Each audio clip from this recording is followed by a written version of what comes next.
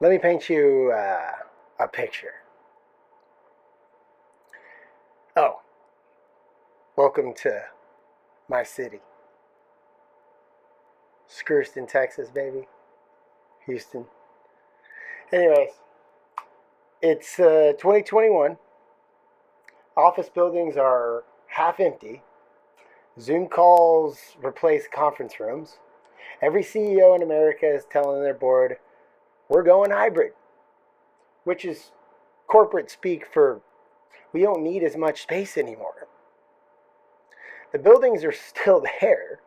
The loans on those buildings, they're still fucking there. But the tenants,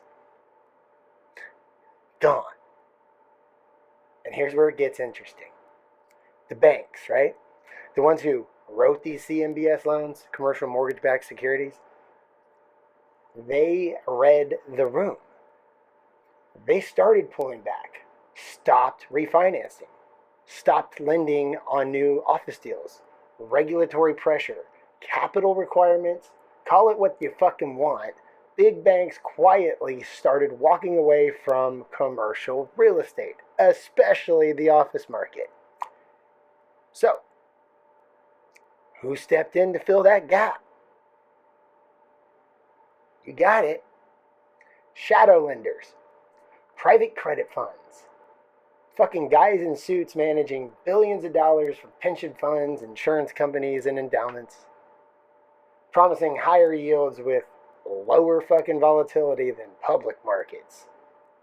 That was the pitch. Lower volatility.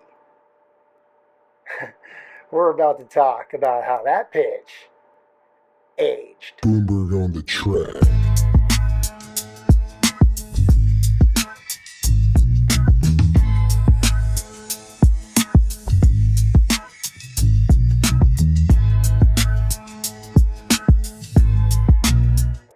And so, you dig, to understand how bad this is, you have to understand how fucking good it was. The 2010s were the golden era for commercial real estate. Interest rates were near zero. Money was cheap, the age of easy money. Corporations were expanding, and the conventional wisdom, the thing every real estate developer, every lender, every pension fund manager believed in their fucking bones, was that office space was a permanent growing need. Companies weren't just leasing space, they were fucking competing for it. Tech companies in San Francisco were signing 10 to 15-year leases on buildings they hadn't even finished building yet. Banks in Manhattan were locking up floors at $100, $152, maybe $200 per square foot a year. The logic was simple. You needed to attract talent. Talent wanted cool offices. Therefore, you needed more and better fucking office space. Then guess what happened? WeWork happened. Not the collapse, but the rise. See, at its peak, WeWork was valued at $47 billion. $47 billion for a company that rented office space by the month. The pitch was that flexible workspace was the future. Companies would downsize their permanent footprint and use WeWork for their overflow. WeWork would absorb all that space. Landlords fucking loved this. Developers loved it too. Lenders loved it. If WeWork was eating up space, you could justify even higher valuations, even bigger loans, and even more construction. Then WeWork went public, and the world got to see the actual financials. Okay?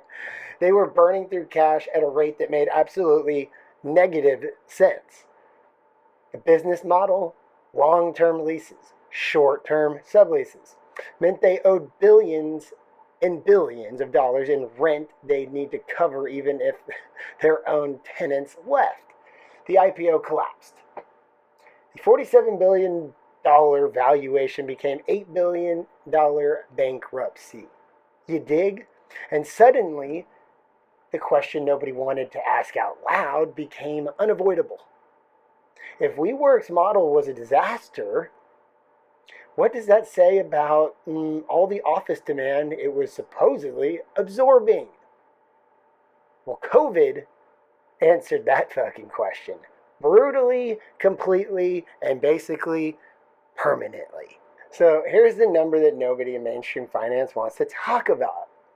See, over $2 trillion in commercial real estate debt is maturing between, well, 2024 and 2026. Actually, it's 2027, really. $2 trillion with a T. And a massive chunk of that is in the office sector. Loans written at peak valuations in 2019, 2020, and 2021, 5-year terms, 7-year terms, 10-year terms, whatever, coming due right now. And markets that look nothing like they did when those loans were written. Okay? Let me give you a real example so that this doesn't just seem like some abstract numbers. 1740 Broadway, Manhattan, New York City. A 26-story office tower right in Midtown. In 2014, a real estate fund bought it for $605 million. It made perfect sense at the time. Prime location, steady tenants, good fucking rents, right? 8 years later, 2022, that same building sold for $186 million. $605 million became $186 million. That's a 70 fucking percent haircut on a Midtown Manhattan office tower. Not some strip mall in a dying suburb. You dig? One of the most desirable office markets on this planet. Now imagine you're the lender who wrote a $400 million loan on that building in 2019 against its $605 million valuation. Your borrower hands you the keys, right? You are now the proud owner of a building worth $186 million against a $400 million loan. You just lost over $200 million. Now multiply that across the entire market, across thousands of buildings, and across trillions in loans. San Francisco office vacancy is above 30 fucking 5%. 1 in 3 offices in San Francisco since empty. New York is at 20%. Chicago, Boston, DC, all running vacancy rates that the industry has never fucking seen. And here's the thing about vacancy that people don't fully appreciate. It's not just that the building has empty floors. Empty floors mean lower rent revenue. Lower rent revenue means the building can't service its debt. Can't service its debt means the loan goes into default. Default means the lender has to take the asset back and figure out what to do with a building that nobody wants, aka a zombie building. That's the maturity wall. Trillions in loans. Buildings worth far less than those loans. And the clock running out all at once. I was calling this out, and I'm not hyping myself up here. I was legitimately talking about this in 2020, like late 2020. I started to see the shift. I started to be able to read through the lines, okay? Now, maybe I was a little early to the party, but in my mind, it all made sense. Basically, I was told I was scaring people from some of the posts I was putting on like LinkedIn about all this data and how this was all going to play out. And 2 years or so go by and well, my theory wasn't playing out and people started to question and it doesn't matter because 2023 came around. In 2023 basically 90 plus day delinquencies on CMBS payments, on their loans, on these office buildings especially, have shot straight up parabolically, and it is still doing so. So let me get to that. See, after 2023, after the SVB, Silicon Valley Bank, Signature Bank, and First Republic all went down, traditional banks got even more gun shy about commercial real estate. Okay? And let me just say this. You would think that most of these loans were given out by major big banks. But actually, that's not the case.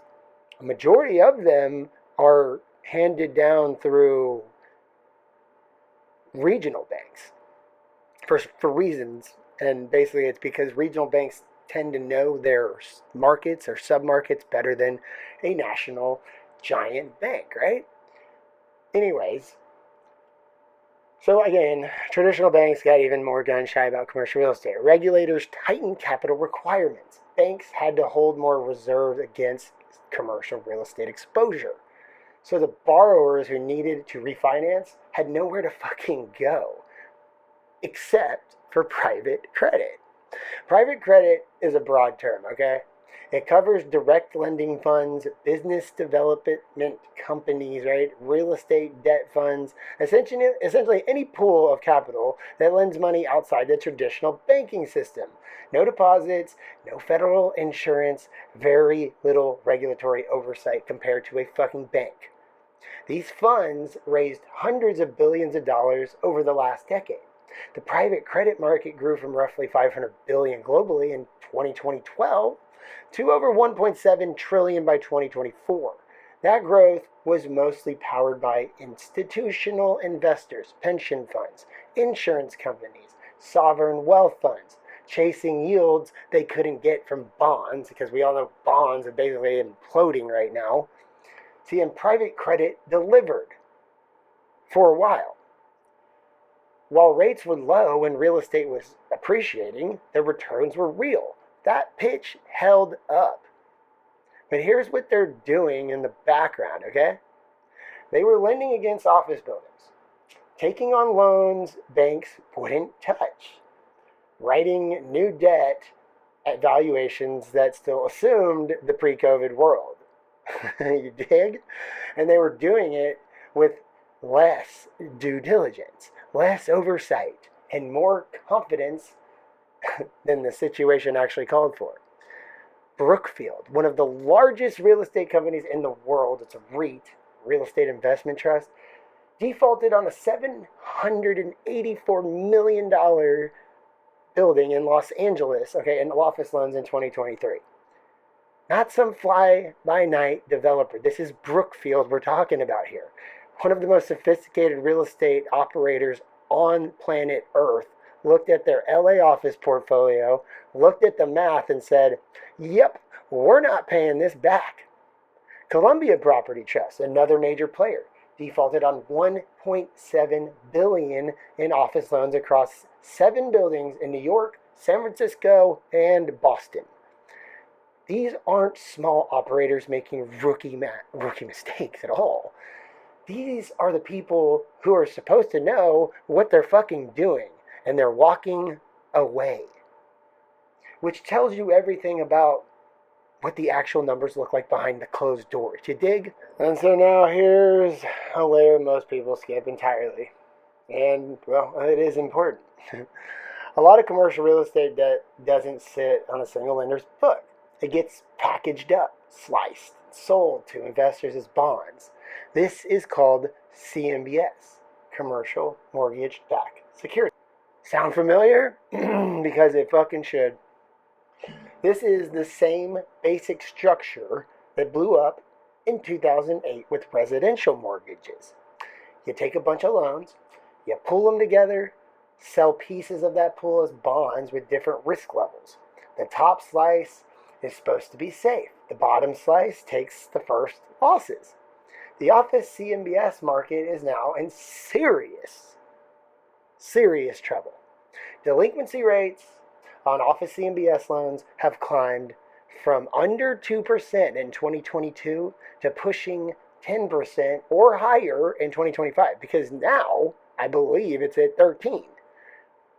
1 in 10 office loans in these securitized pools is either behind on payments or in default in general. And here's why CMBS makes this messier than a simple lender-borrower problem. When a loan goes bad inside a CMBS deal, it doesn't just affect one lender. It affects every investor who bought a piece of that bond. Pension funds, insurance companies, money market funds, retail investors who bought bond ETFs, without knowing what was actually inside of them. The loss doesn't stay contained at all.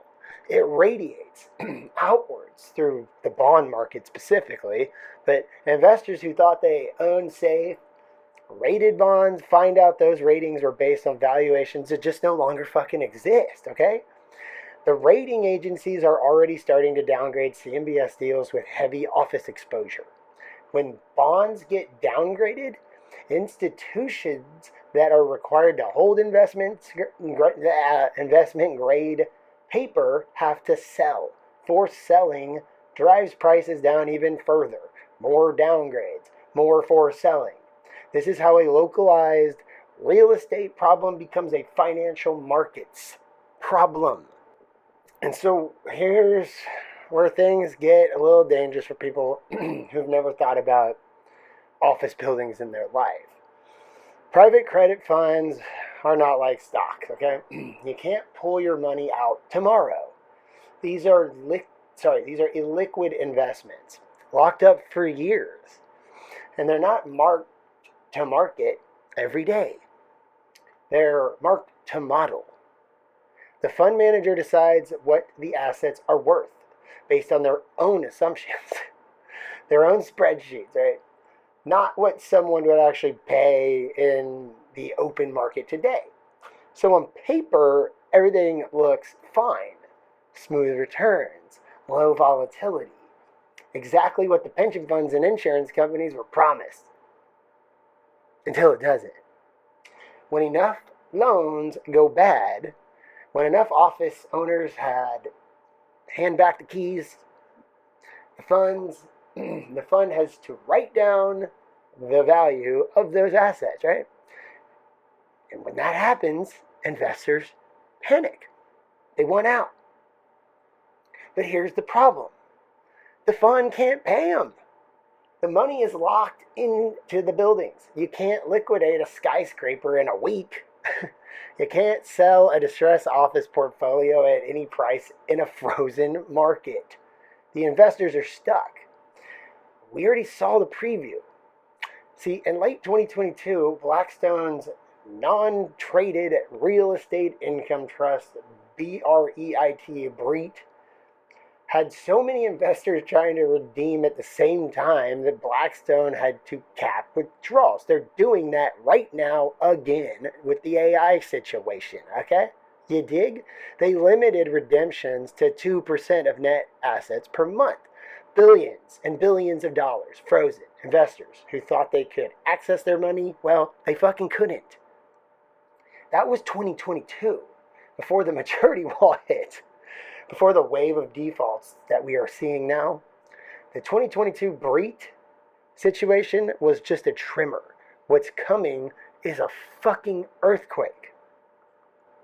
Now, here's the part they really don't want you to connect, okay? Where does private credit get its money? Who are these funds actually managing money for, right? Well, pension funds, teacher retirement systems, state employee retirement funds, insurance companies, CalPERS, right? The California Public Employees Retirement System, one of the largest pension funds on planet Earth, managing over $500 billion, has been steadily increasing its private credit and private real estate allocations, okay? So have state pensions in Texas, New York, Illinois, and Ohio, okay? I started high with two O's, just like Ohio. You dig? Shade's darker than a bitch, but I can see. Now, why? Because public pensions are in a structural problem. Most of them are underfunded. They promised retirees more than they have assets to cover. To close that gap, they need higher returns. Well, bonds don't give them enough, okay, especially these days. So they move into private credit and private real estate, chasing that extra yield, like a dog. The extra yield is real, but so is the extra risk they're carrying with it. When private credit funds write down their office loan portfolios, and they will, those write-downs hit the pension fund's balance sheet directly. You dig? The fund is worth less. The gap between what they owe retirees and what they have to pay them gets wider. That gap gets filled one of two ways, okay? Either taxpayers in the state backstop that pension because most public pensions carry government guarantees or benefit cuts happen, I guess. The retired teacher in Ohio, the firefighter in Illinois, the state employee in California, their retirement security is connected through a chain of loans and funds and securitizations to whether a skyscraper in San Francisco can find fucking tenants. That's the contagion here. That's why this isn't a real estate story. It's a financial stability playbook or dictionary or textbook, whatever the fuck, right? And then there's the denominator effect. You dig? This one's subtle, right? But it matters. Let me walk you through it slowly.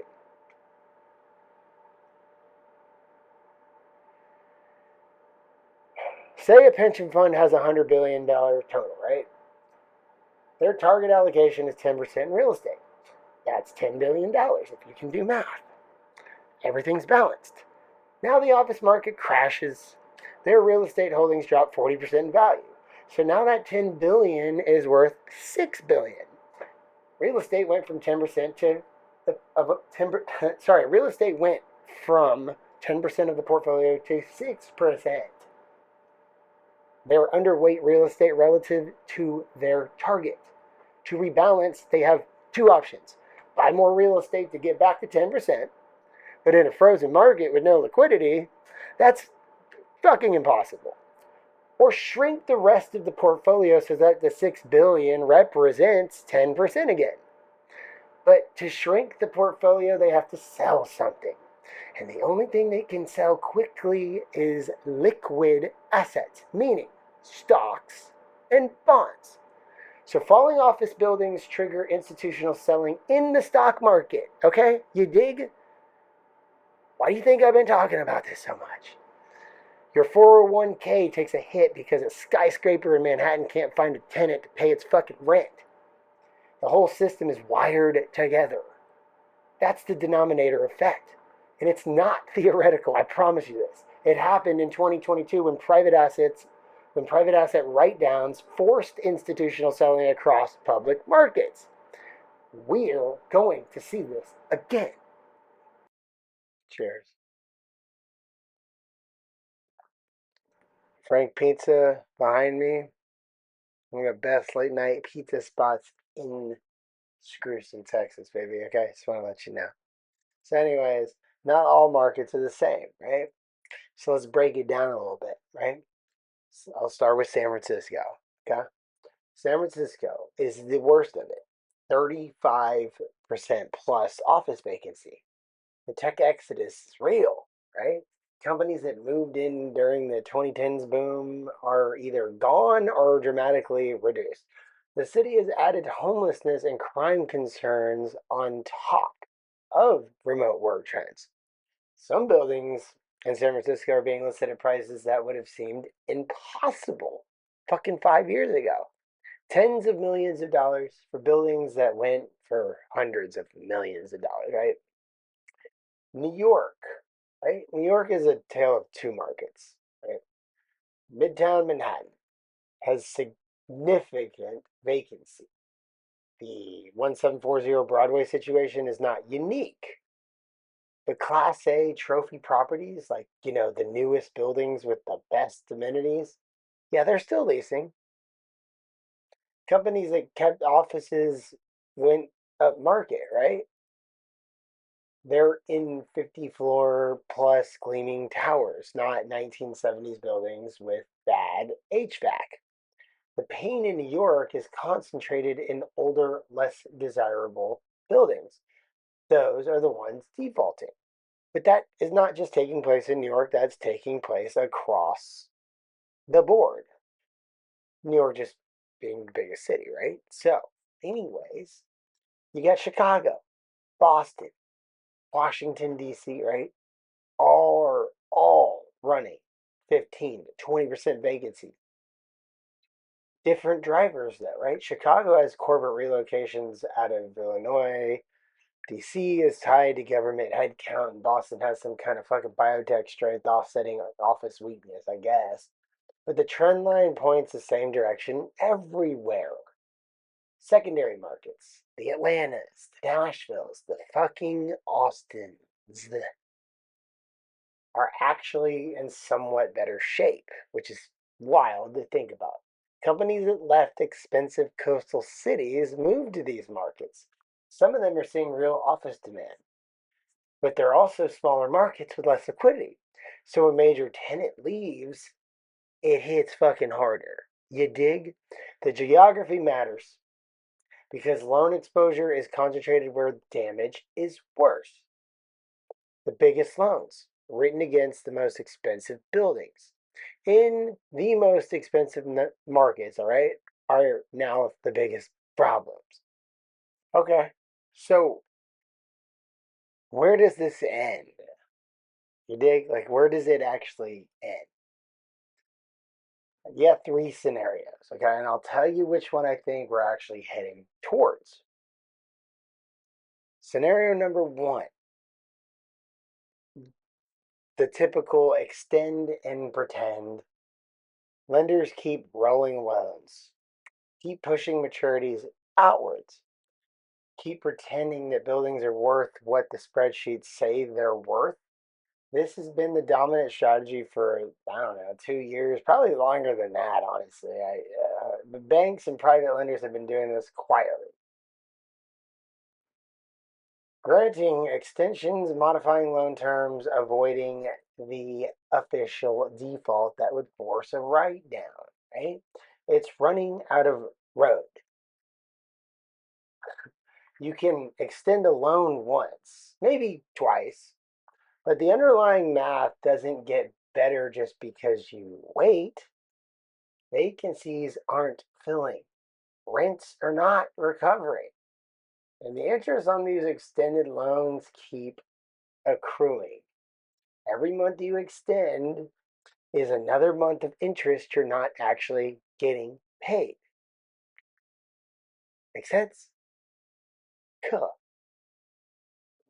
Number two, distressed sales in the conversion wave, right? Buildings start transacting at real prices, 40, 50 cents on the dollar, but the buyers who've been waiting, distressed asset specialists, conversion developers and opportunistic funds, yeah, they step in. This is the healthy outcome, right? It hurts. The losses are real and they land on whoever's holding the loan, but it clears the fucking market. Price discovery happens at that point. Buildings that can't work as office get bought cheap enough that conversion can actually make sense for once. Office to residential. Conversion is expensive, okay? I have mentioned this so many fucking times, but buildings are becoming so cheap that people can literally buy these things with cash.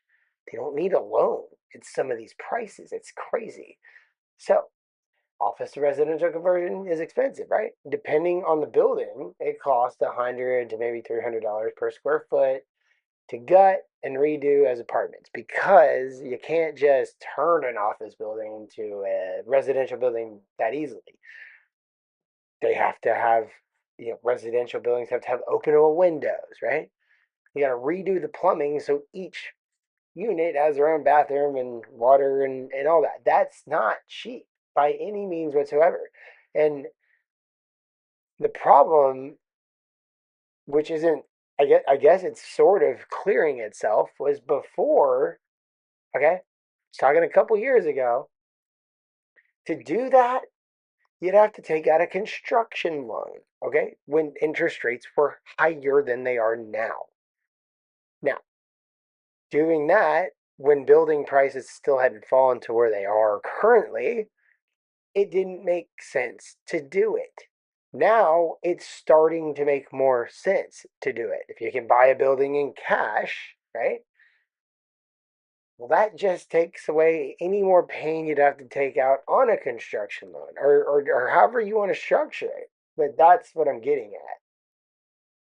It is the healthy outcome, right? But again, like I said, depending on the building, it costs somewhere between $100 and $300 per square foot to redo and get that shit. But if you, like I said, when you're buying things that cheap, it makes a difference.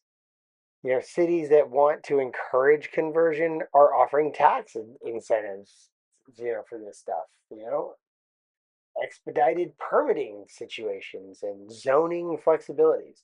New York alone has a conversion program. DC's doing it too. Chicago is sort of like experimenting with it, but look, this shit isn't fast. These projects take years, 3, 5 years, but the pipeline, I it's starting to build. But here's scenario three: the government has to step in. Some kind of program to backstop pension losses, to recapitalize distressed lenders, to absorb the worst of it. Wouldn't be the first time the government socialized private sector losses, would it? And it probably won't be the fucking last either. My read on this, we get 2 and 3 simultaneously.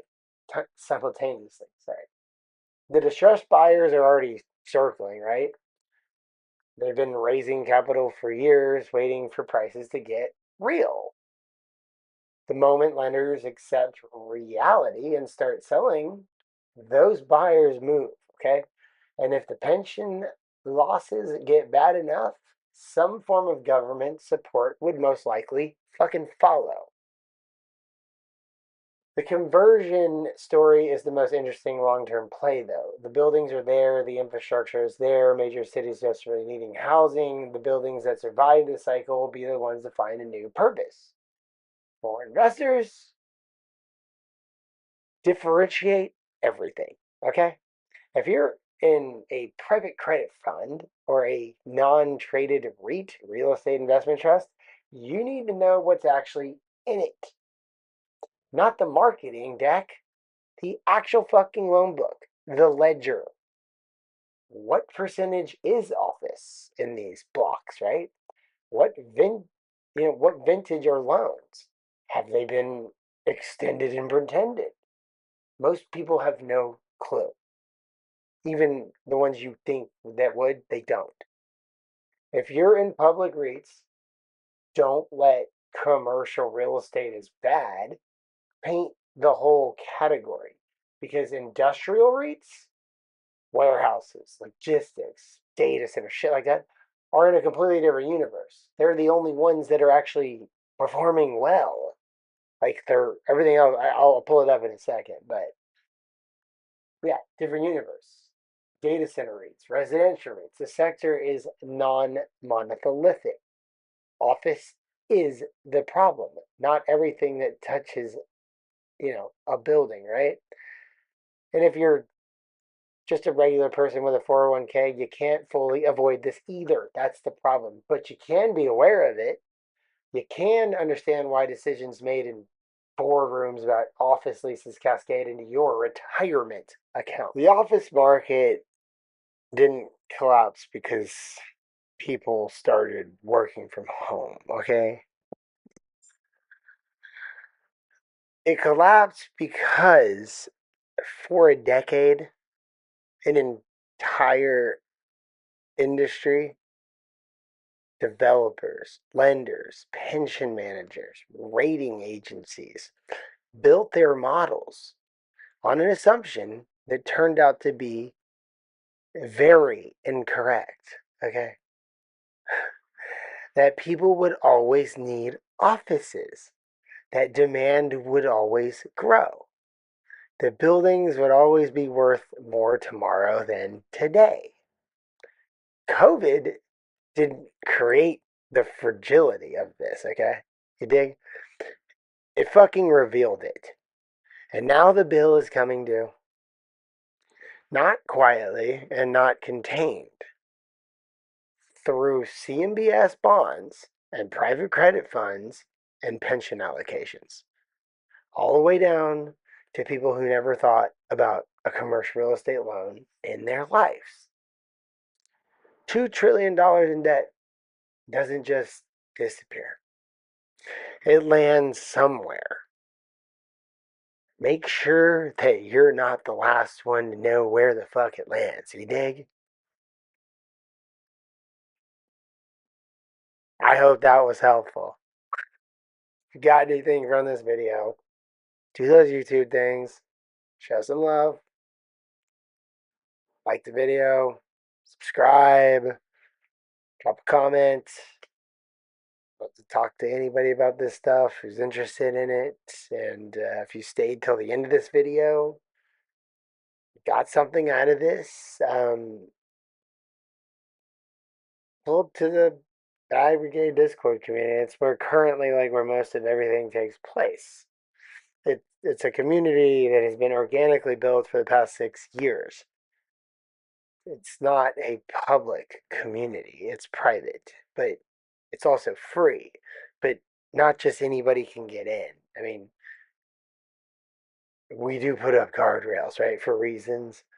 But long story short, yeah, like basically the way this works is, well, there will be a link in the description of this video to the Discord. There's also one on the YouTube main page and the Twitter and shit. Just go to thebagbrigade.com and just click join community. I'm going to show you this in a second right here. But yeah, it's that simple, right? So, but here's the deal. Either you get an application, you fill it out, right? And either myself or one of the mods are going to review it, right? And we're either going to, it's going to get denied, accepted, or there will be somewhat of an interview process if we feel like we need to interview you. But if you get denied, you get denied, and that's it. It's like, that's just, it is what it is. If you get accepted, you get accepted. We make our decisions based off of our own experiences and based off of a model who we want involved with our community. You can thank the scammers and the spammers, people, for all of this guardrailing. Because I swear to God, there's at least, I don't know, 250 fake Chuck accounts out there on Discord. And they're still trying to this day, which blows my mind. Again, I'll always say this. There's only one Chuck, okay? I'll never DM you asking you about your portfolio and how it's doing and all that kind of bullshit. I'm not going to do that. If you come and DM me, fine. I might answer. I'll answer you by whatever, but I'm not going to. No, that ain't me. There's only one Chuck. It's me, right?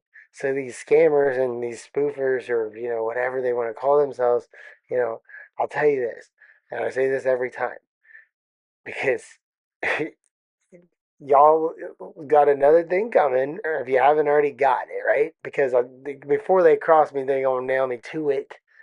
So good luck. I don't ask why, I ask why not. Maybe because that's how I made something out of nothing, right? So thanks for nothing.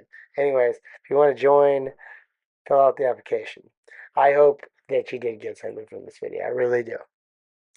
To all my bag brigaders out there, appreciate all y'all. And yeah, that's it. Bloomberg out. Bloomberg on the track.